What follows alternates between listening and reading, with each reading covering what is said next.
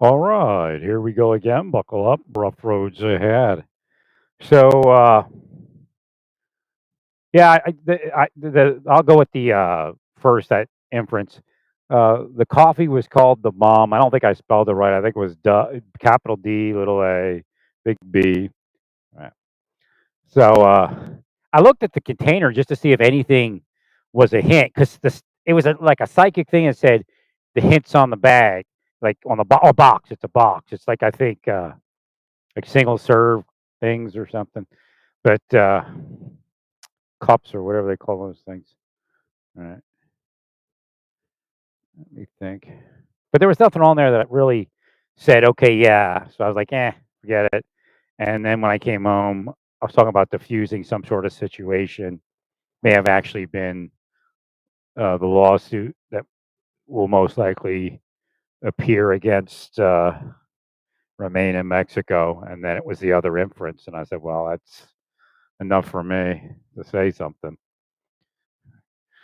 So in that particular case, they'll bring it most likely in a district friendly to a restraining order, as that was what they did last go around.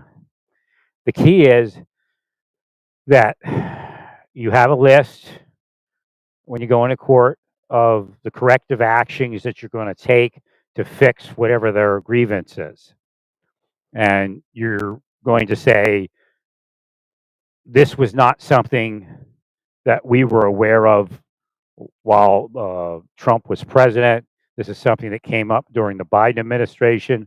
We don't know what they were doing, but here we have this corrective action, and it was what we believe will fix that issue. From what I understand, they do have a right to be secure and safe while they wait for the hearing. But I didn't verify that. It was just it was just kind of in the air. You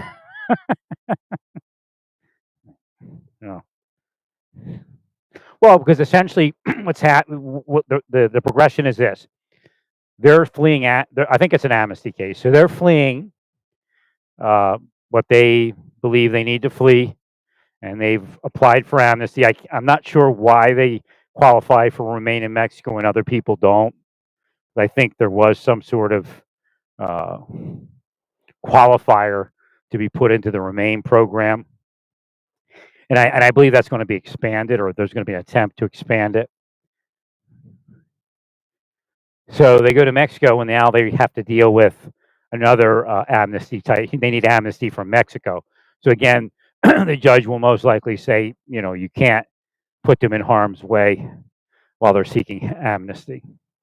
But again, maybe these are lesser cases, and maybe there isn't such a big question mark. I don't know. But again, I don't know where the judge is going to, if they are seeking amnesty, how the judge is going to um, allow them to remain in harm's way. It's if your goal is to do the remain type of program, funding should not be an issue. I mean, if that's your goal, if your goal is just to cut expenses, it's still probably cheaper to house them in Mexico. I guess the other one, you cut them loose in the United States, and you don't want to do that. So, yeah, you just fund a program in Mexico. Now, there are a certain number of people that are harmed in the United States when they're out. When you were talking about the large numbers we're seeing in undocumented immigration, some of them are harmed.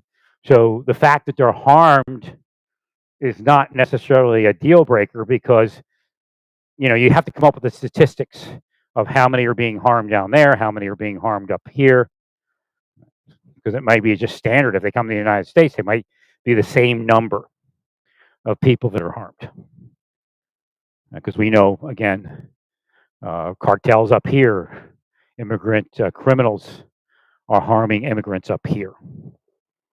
So it may just be the same numbers, where 10% of immigrants will be harmed while awaiting amnesty, whether it's in the United States or Mexico. But tangled web that was woven. The key is to get the numbers down and get everybody safe, and that's really what it is.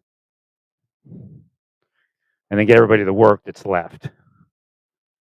That's what I was trying to do under the Biden administration, get them all to work, and then there's like structure and a little more safety for them.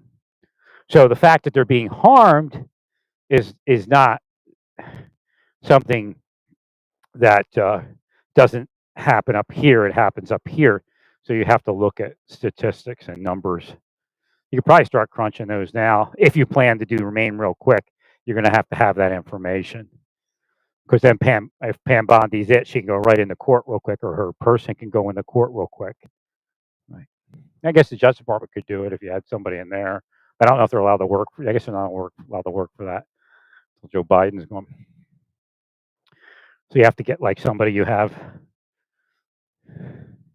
I guess Homan has some people who probably could do it around him. Probably the people to do it.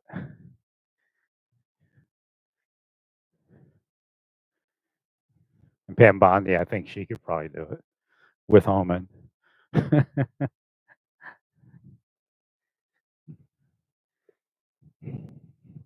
And then the program is this. Essentially, you have to provide some sort of housing structure. I don't know. I guess the problem is when they come off the program, what happens? You don't want to create I was going to say barrio, but I'm more thinking like Brazil. I guess they're all kind of barrios too, right?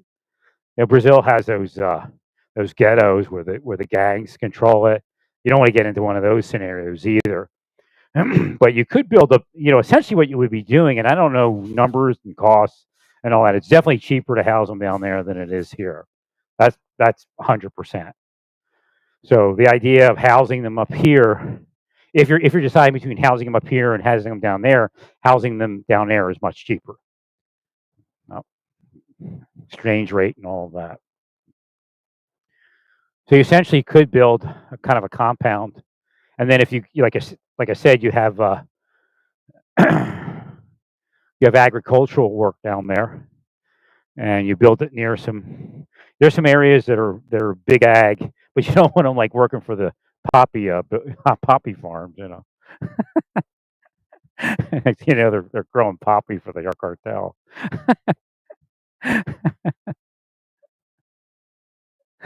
So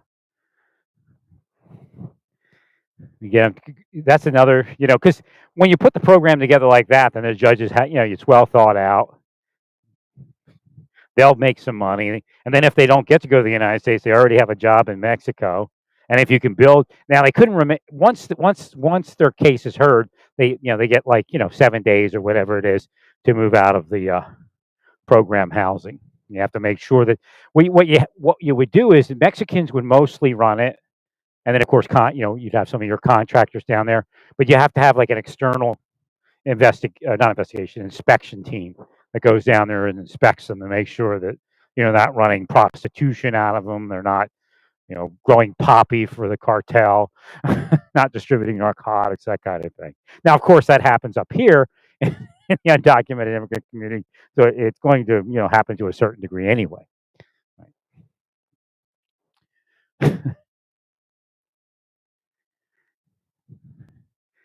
But essentially what you're doing is you're moving that whole operation down to Mexico.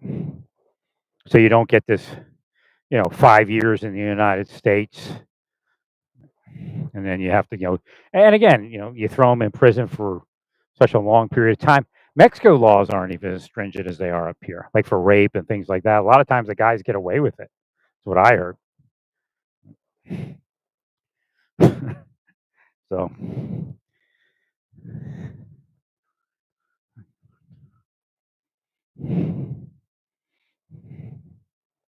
Oh, just when you get the backlog, they know they're going to be here for a period of time, and they just play that system. And again, I don't think we're going to have as much issue because I think the laws are going to get changed, or at least modified.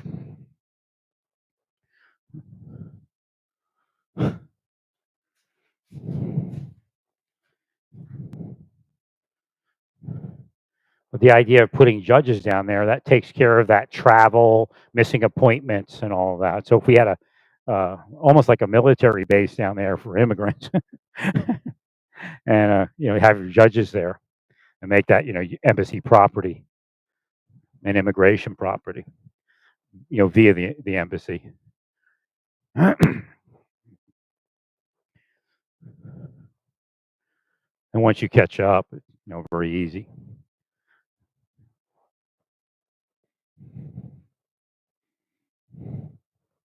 Well, I think your goal is not to house them up here, or at least not have them on the street up here. And then when you get into the housing crunch up here, again, if the laws are changed, I think it'll be a quicker exit than what we're seeing now. And Mexico would appreciate it, I'm sure, if you invested down there, gave them some labor for their farms. You could actually build smaller ones and build several.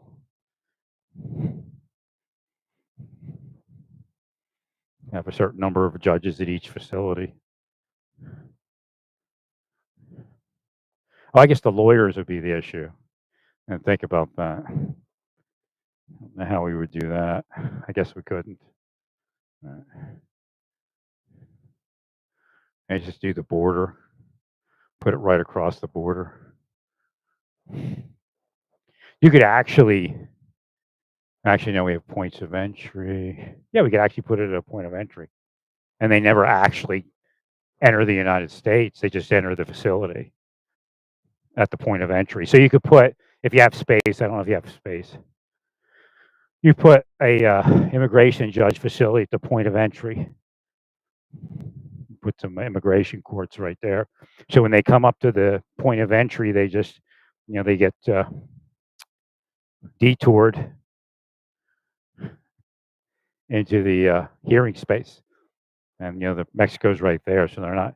But I don't know what the law is as far as if they're from Honduras, you have to fly them back to Honduras.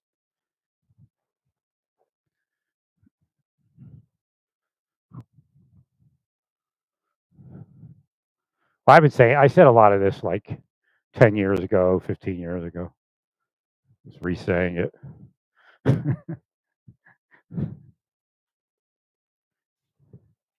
Maybe even 17 years ago. I guess that's the issue: is how do you have the hearing without an attorney? You can't give them can you give a government attorney, or is that if they want their attorney? How does that work? I guess giving them a government attorney could be suspect.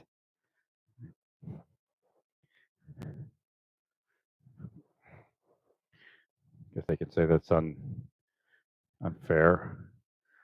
I guess we can't do it, I guess, because of the attorney process.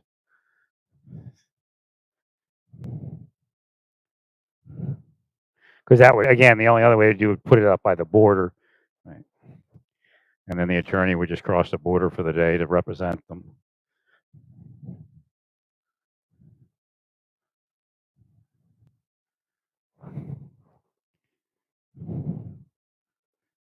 So the issue is when they miss the appointment, how does that work?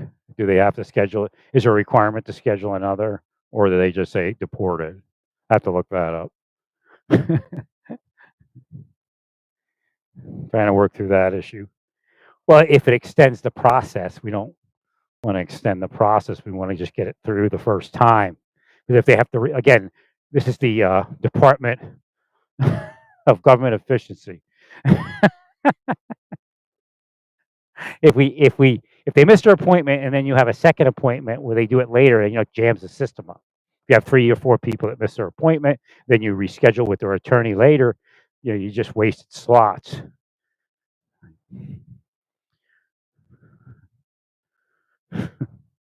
And court time.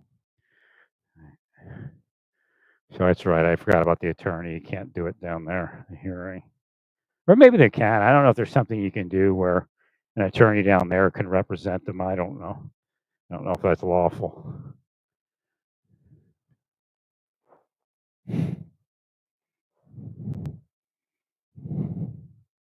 I mean, it'd have to be the court would have to accept their representation. You probably have to be a U.S. citizen.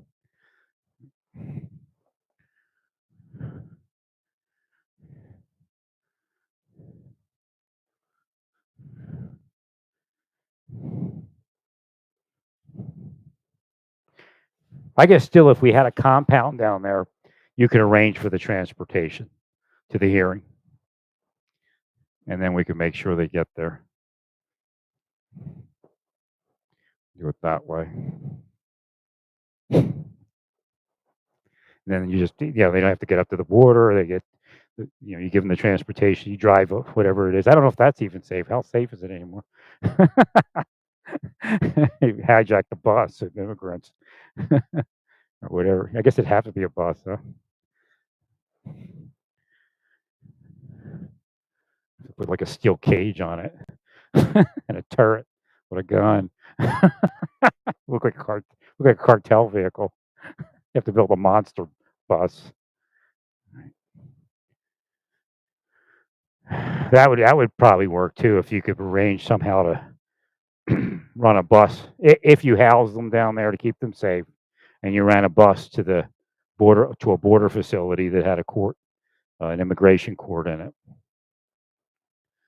and then you could just turn that bus right back around.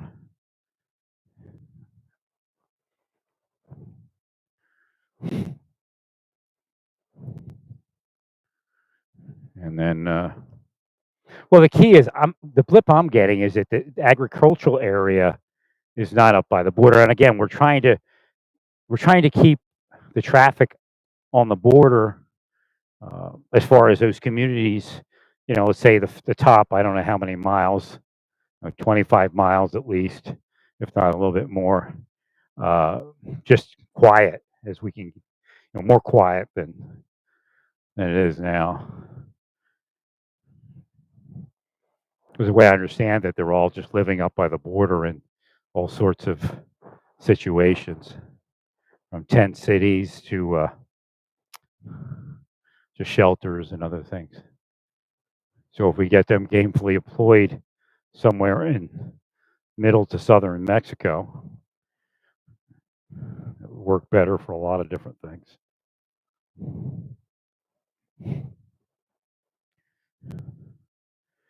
Because I think there's farms in several locations, but I have to look at the map again and figure out where they are.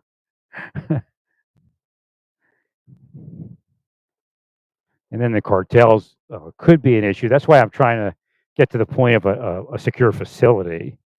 That's the only way I can see it working. And of course, they'll try to infiltrate it and everything, but if the government's running it, or a contractor that's approved by the government.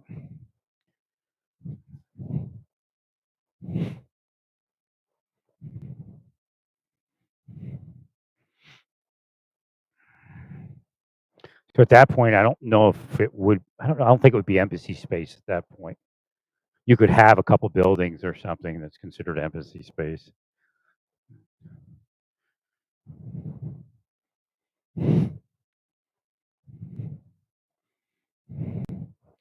You could have a smaller and more numerous facilities spread throughout the country to service farm areas. And they have to volunteer for that location, I guess. Otherwise, they just go back down there. So you do an ag program down there with the immigrants that you're turning around. Again, some of those people we need, but again, we may be full up here with agricultural workers. Mexico's not, so we could turn them around. And if we secure that location and give them some sort of housing, well, the other option is just to turn them loose up here, I guess. Unless you change the laws, I don't know what you're going to do. So again, if you don't want to turn them on the street, you got to do something to provide some safety while they're in the Remain program. I guess we can't have the hearings down there unless something's worked out with some lawyers. I mean, you could actually have a group of lawyers that spend a week down there, and then they trade off with another group of lawyers. But I don't know how that would work as far as, because I think the way it works now is there's a group of lawyers and they handle all the immigration cases. It's kind of like a unofficial clique, just like the federal bar. So again, I don't know if something could be worked out. But the idea is to get them somewhere to work, get them someplace safe while they're remaining in Mexico. It was very interesting that Mexico needed agricultural people. And again, anytime you have a location that's agricultural, you have other jobs that pop up around that community that other people, like a woman that may be older that wants to do something. She might cook or something like that. Like I explained before, the migrant working community has representatives that run the community, and those are the people you talk to when you need something done, or you need to find people to work, like within the community. If you're a cop, you would, that's questions you need answered. You ask that person. So they're almost like a headhunter, but it's more than that. Like they lend them money. Some are corrupt, I'm sure, but some are real honest. They're just part of the community, represent the workers, the farm workers, and help them. They'll pick them up if they come in on a bus. They'll uh, they'll lend them. Here's some clothes. We'll go. We have we'll charge. They charge it or whatever they do at the store. They go get them some clothes and all the equipment they need, and then of course they have to pay it back when they get paid. It's like a boss, I guess. Yeah. So they got boss people. So again, you could do the same thing down there. You have boss people. You got people to cook. You got you have a whole thing. Whole kibbutz, a whole kibbutz. They have like kibbutzes.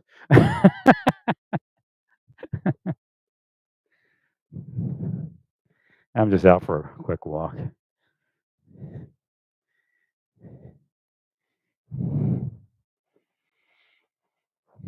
So I found, they're cursing my arc and my letters and everything. It's like horrible. So I had to sand this paint back out off because the paint I was using this morning, the wind picked up and it blew all this grit into the paint. But I remembered that I had purchased a wax. The other wax didn't work, and Amazon, thank God, refunded the money. But I had a wax I purchased from Amazon a long time ago. They remember I had, and I used that to. I was using that, and that works. So I sanded the paint and the primer off, and then I started waxing it with that older. It's like Inca Gold, it's called, or something. So that worked real well. Yeah, coincidental.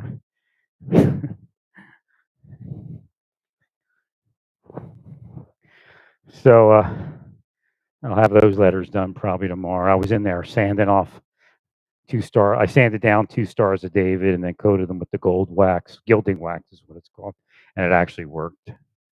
The other wax, I don't know, something's wrong with it. It's that Rub something company. Just not the same quality. This one's made in Germany, I think. The one that works. They're known for some pretty good stuff when it comes to art. So I'll get these letters. I was getting ready to just use the standard letters because the woman's on vacation, and I burned one set already. This is the second set. I have it. Hashem said get 3 sets. Now the third set is all the letters that weren't as perfect as the other letters. I mean, they're still fine, but maybe like the crown vertical piece isn't as thick as the ones that I have. So that is that. I still think I was going to go back to the regular Hebrew letters, but it looks like I'll be able to use the Shofar stam letters. It's just going to take a little while to sand all that paint back off. It's not too hard. And again, the funny part is Hashem told me it's to buy a bunch of sandpaper like about 5 days ago. So it's like, listen to Hashem. I had no use for that much sandpaper at the time, but now it's obvious that Hashem knew this was going to happen. So now I have the sandpaper to sand all of it. It's already there. So you have to be careful. We could be heading back into a 1980s type of thing, and I think the early 90s too had the same thing. I was looking for something in Germany, but it looked like it was all the Red Army back in the 80s. I could have swore there was something going on in the 80s as far as Germany and some terror cells, but I guess not. So, but I think the 90s there may have been. I have to like research it some more. So we need to you need to make people aware that there is a protocol, and I'm sure people in those organizations have protocols, but it's the risk is increasing. So they have to really focus. That one from the UK, the protocol from the UK is it's great, I think, but looks pretty good to me. I mean, I don't know what else Mossad or Shin Bet has, but or anybody else in Israel that might handle that kind of stuff. But you have to start sending that kind of stuff out so they can focus. It came up that he was blindsided. He didn't have the intuition to stay alive. That's pretty much it that keeps those kind of people alive in the end, when it gets kind of crazy. They intuitively move in the right direction. I told you when we were in the Sinai, after the guy in the wheelchair was pushed off of the cruise ship, somebody came up out of the desert, like we're not even going to wait to see if this guy flags us down. He's not supposed to be here. It doesn't make sense. Hopefully, he wasn't dying. We were like, bye. So we were locked and loaded. I think at that, yeah, we were locked and loaded at that point, and because we were doing construction, we weren't always locked and loaded. Just drive around doing construction work. We wore uniforms, but we didn't carry anything because it was pretty safe in the Sinai at that point. But it degraded that. I guess we got there like in July. It was okay in July. It was okay in August. And in September it started getting crazy, and then October it broke loose.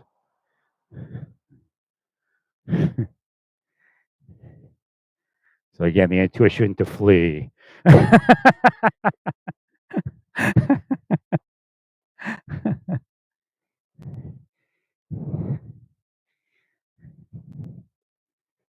And we had a trailer. We had a big trailer. It had something like a shower on it, or had a shower, or an out, or like a watchtower, like the top of a watchtower. Can't remember. Actually, the watchtower was transported on something else. Must have been like I think it was a shower. We're upgrading the showers at the outposts. The thing comes ready made. You just hook it up, and real simple. Where I don't know if the water source was like a water bag, I think, or a big water blivet or something.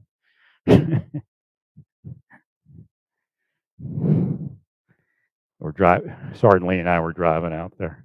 It was like maybe an E2, maybe probably E3, I guess.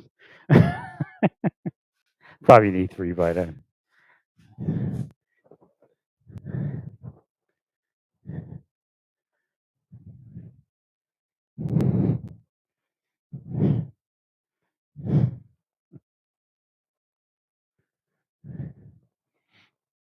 So the intuition is down. I live every day like that. They keep attacking me. The deep state. You have to actually hunt the deep state like spies. It isn't like the people that came against Trump. Could be somebody in there deep state, but I don't think Jack Smith is actually deep state. But again, well, it's a tangled web that was woven, because if you go back through it, Trump was the one that actually, I don't know, Biden could have started it. He was mad at Biden because Biden had that meeting. I don't remember if Strzok or McCabe, or what was McCabe his name? I don't remember who was in the meeting, but there's a meeting with Biden and Trump somewhere. Or not Biden, Trump, Biden and what's his name? Obama. There's a meeting with Biden, Obama, and some FBI people, and probably some DOJ people. And that meeting is actually clean, because I don't know how much Biden did anything after that, but essentially Biden approved the investigation into Trump and his people. he really doesn't bear the responsibility of anything that may have went wrong in the investigation. And by the time Mueller came around, he was actually the Senate and the House Democrats, I think, or the House Democrats, I guess. I can't remember. I have to look at it. But Trump, I guess, was hurt by that. And then during his administration, he got in trouble for investigating Biden. And I thought it worked. I can't remember what. I know I said that just because he investigated somebody, it didn't mean that he convicted, that he was going to charge someone. That's what I meant. Because, you investigate it because it's there, but you just make sure that it doesn't go over a certain line. So what happened was they did the impeachment anyway, but I think I may have said that during the impeachment. I can't remember. So, but what happened is, all this stuff happened. But again, Trump had deep state people in his organization. You can't do that because they attack your best people, because in their mind, they're losing credit, they're losing money. That person's going to take their job. That's the way it's been my whole life. Never got a darn thing from anything I ever did, really. I mean, my retirement's really nothing. I'm supposed to have like millions and millions of dollars for what they did to me in the government. Like right off the bat, just bam, here it is. And then after the government, boy, that's probably $1 billion if you really look at what people get paid. I was told, like in the mind, one of them psychic blips, they said if they asked us, if it ever came a question, should we pay you or should we take it to court, we would pay you, but you're not going to find an attorney to take the case. People in the DOJ say flat out, we would pay you because it's that bad.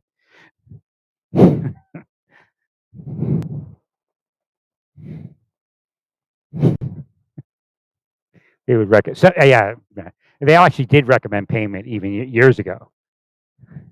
Somebody said they sent money, like not the government, but somebody else in the Republican Party sent money to get this to more if you can, and somebody ran off with it. Never got to me.